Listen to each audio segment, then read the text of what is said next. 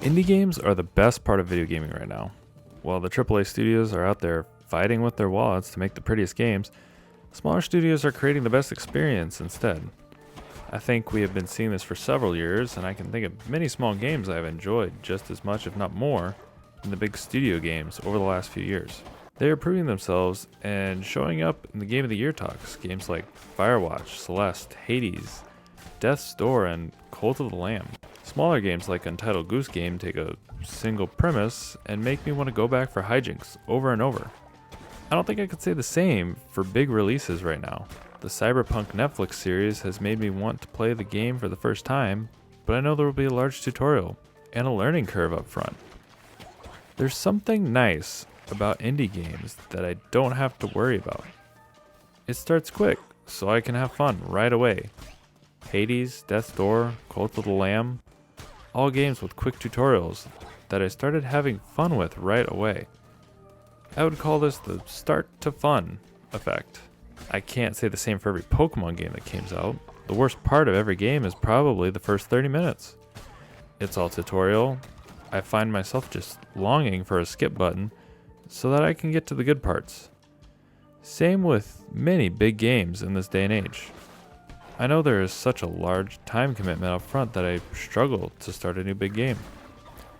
Maybe that's just because I'm not a kid anymore, so a 60-hour RPG becomes harder to squeeze in. I think there's more to it. Kids have a shorter attention span too. That's why we see indie games and mobile games with quick start to fun doing well. There has to be a quick hook or people do not stay engaged anymore. You could really apply this to any media today. Books, movies, TV, music. There has to be something right away that gets people to stay. Besides the start to fun, it feels like indie game developers just care more. They want the game done when it releases.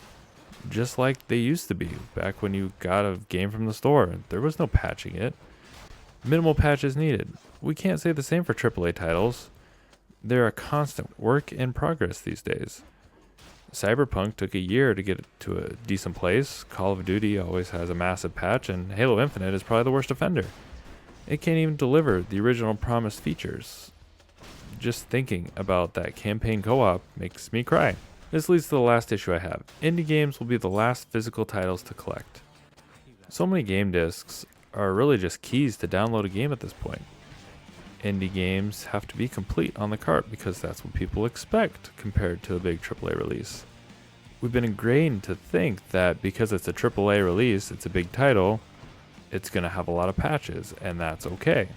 These companies know they're probably going to get one printing, assuming it ever gets one, so these indie games have to be done right. And I highly encourage people to buy digital games unless you want a physical indie game that you know is coming out.